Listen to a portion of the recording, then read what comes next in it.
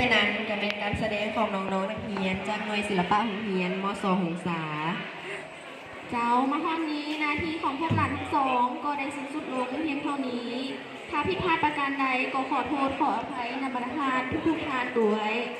ท้ายนี้ขอให้ทุกท่านจงมีสุขภาพเข้มแข็งมีความผาสุกในชีวิตส่วนตัวและครอบครัวประสบผลสำเร็จในหน้าที่การงานประเสริฐของท่านด้วยขอขอบใจขอมอบ